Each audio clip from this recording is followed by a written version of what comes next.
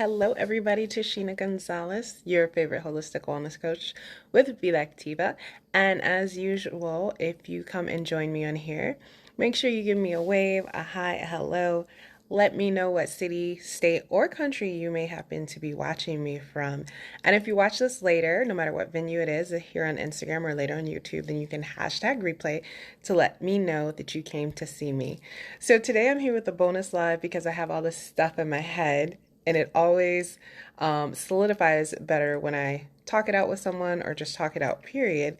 So I thought I would share it with you guys as I am trying to make some big moves in my life, transition to being a full-time holistic wellness and self-development coach for individuals.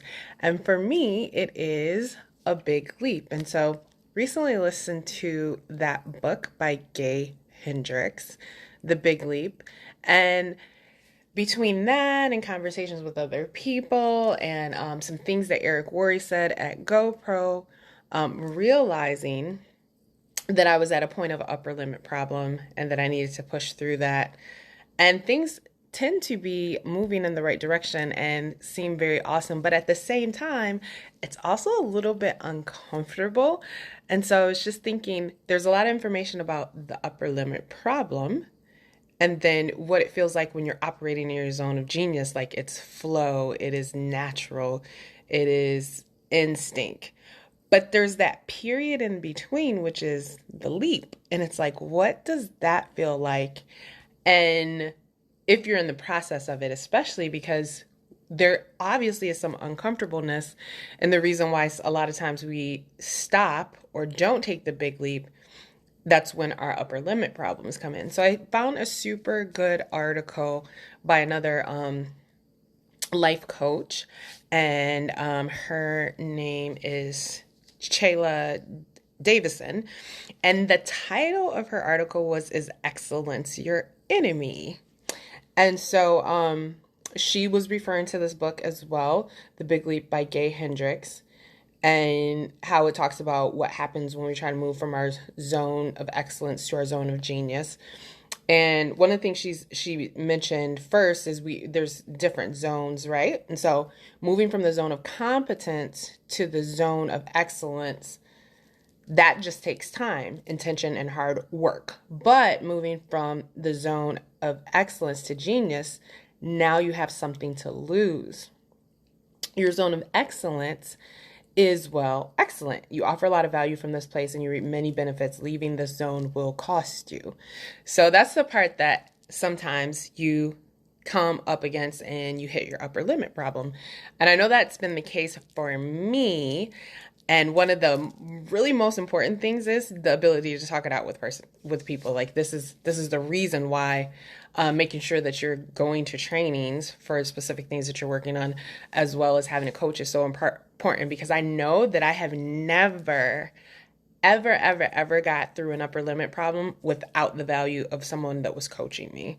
Never. There's never been a time that I haven't. But then just thinking about the times when I know that I operated in my zone of genius, I tell on my motivational channel the story of when I first got a medal in track. And that was definitely one time, for whatever reason, I was like, this day is the day we're going to get a medal, because you usually only got medals from places 1 through 3.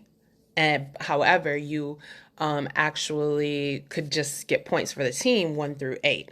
And so I kept coming and getting in 4th and 5th in our teams or whatever individual I had. And I just really wanted a medal. And I just had such high energy and such high expectations, and just told the team and gave that expectation and dream to the team, like, this is going to be the day that we all run our fastest. This is going to be the day that our handoffs are perfect. This is going to be the day that we just kill it on all levels. This is going to be the day that I'm going to get my medal. And like when we ran, that happened, and we ended up being first place when we were ranked like 32 out of 48 teams, and it was crazy. And that was a time. But for the second when I arrived, I had arrived late, and I was like, oh my goodness, I wanted this to be the day, and I had to like get myself in this space. And then the other time, most recently, when I know that I was operating in my zone of genius, is when we did the first ever African American empowerment luncheon at the convention and the company that I represent. And we came up with this idea with like 8 weeks prior to this convention. And then by the time I finally like pushed to get somebody like assigned to it, we pulled it off in 6 weeks. And the first conversation we had, we didn't even know what it was going to look like. We were talking about focus groups, and then we would just have dialogue. And I just kept telling myself, the quote that I put recently from Trent Shelton, you have to be ready to walk through an open door that doesn't even exist. And I just had to every day move forward, and you would aggregate the ideas and then things would just click. I would be like, okay, we can just run it like the Latin American convention. And then you come up on something else and it would be like, oh, I can just set this up like I set up a rally. Oh, I can just drop this in all the Facebook. Like it just clicked. But in every step of the way, there was a little bit of confusion and like, how's this going to look? And where are we going to get to?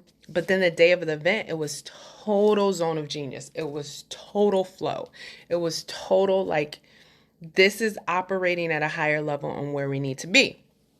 So right now, as I transition, I'm in that leap. I'm in that middle part. I'm like, I finally pushed through the upper limit part of like, yeah, you had this block in your brain thinking you have to get to this level in your business in order to do this, this, and this, which is definitely in line with your zone of genius. My zone of genius is taking all this information, aggregating it, and then focus, and then helping an individual, a group achieve their purpose or solidifying a process. Like that's my zone of genius. That's what I love to do at work on my day job. But like this was mentioning, one of my major issues is like she is stating, you actually have to die to yourself and you have to lose some stuff. And that was one of the things that Eric Worre had mentioned. He mentioned how his story of being the underdog was his story.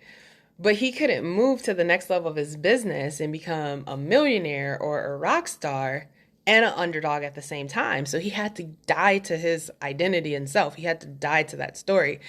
And I realized that that's part of my problem. Like my story is the can do it all, workaholic, ultra independent, can operate at this level all the time, even when no one else can.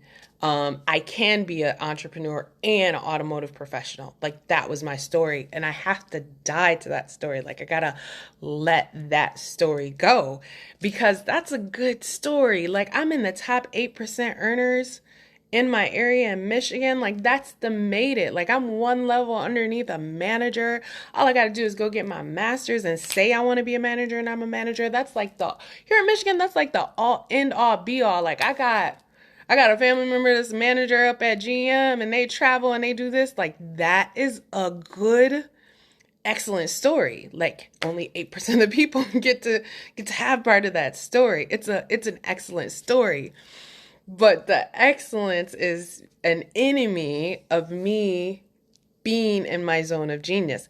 It's an enemy of me being able to help the amount of people that I want to help because I'm devoting 45 hours a week to a job that I love and has lots of pieces that I get to use my zone of genius, but it has more pieces that I don't. Like when I'm working on databases and cost structures, that's not my zone of genius. When I am working on our rebid process and I get to go to the plant and I get to sit down and I'm like, I need all this information and it's got to look like this. And they start spitting me information. I'm typing it in and they're like, oh, you made that so easy. That's my zone of genius. Or when we're doing the meeting for the rebid process and I'm having one supplier coming in and I'm like herding cats and I'm making it all simplified and streamlined.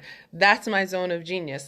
And when I'm working one-on-one with someone, and I'm even on the side, sometimes I've done with some groups, the exact self-development training that I've done for like hundreds of people for free, either in my job or on the side, that I'm now doing as official part of my career, where I take them through personality profiles and I show them exactly who they are and what their strengths are. And then they just have a light bulb moment. And now the direction that they need to go and the goals that they need to make are so clear based on that. That's my zone of genius. And I can do that full time if I die to this other personality and I let go of the stories that I've been holding on. And at the end of the day, the more important part is that I want the flexibility and I want the time freedom because I also want to help more people spiritually in what I do. And so meditating on this has been very interesting and understanding. Even I was just thinking, how does the leap feel? Like, how does it feel? And there's a lot of uncomfortable parts to it. There's like a lot of uncomfortable parts to it. So, like I was mentioning in this article, she says, it seemed like if I were to really leap, I'd die. Turns out that was true, at least on an identity level. So, what we can't see is the beginning of it, and a lot of times how that that we're self-sabotaging and what that upper limit problem is, because myself included in what she's mentioning here, she would overcommit her energy and wouldn't have anything left for the deeper, scarier, riskier work. So again, for me, part of what I know is on my agenda and is part of being able to aggregate information and get it streamlined to people is that I have a couple books that I need to write. But again, because I have this other 45 hours that I commit here, I can't do that. But that would be within my zone of genius. And so we don't, because we're running excellent and we're doing excellent, it doesn't look like self-sabotage, but it is because it's holding us back from our zone of genius. So those were the thoughts that I had that I want to share with you guys. And I want you guys to think about, could it be that excellence is your enemy at any area in your life? Are there some goals that you want to achieve that would be completely aligned of yours in your zone of genius? And then as you go forth to do that, oh, thank you so much. I appreciate that. As you go forth to do that, remember how it's going to feel, right? Like it's going to feel uncomfortable. Like for me, the event that I talked about, one of the appointments that I even had this week, I was like, yeah, but what is this going to look like? We're going to do this group coaching thing. I don't even know what this is going to look like and what pieces. And we start talking it out. And then I woke up and like I had all these ideas and clarity. Like, so I'm like, yes, this is my zone of genius. This is what I'm supposed to be doing. It feels uncomfortable. And then you take the step and then your brain, because it's natural for you, finds the solution. And then it feels uncomfortable again and you take another step and your brain finds the solution. When you're in the leap, when you're in the middle, getting everything aligned to do the thing that's going to be in your zone of genius, it feels a little bit uncomfortable and it feels like you have to die to self. But when you get to the other side of it, you will be in flow, you will be in instinct, and you will be able to bless so many other people because you're operating in your zone of genius. So I'm super excited for where I am as I move into that space right now. If you guys have any questions or concerns or any thoughts about this, feel free to drop them in the chat.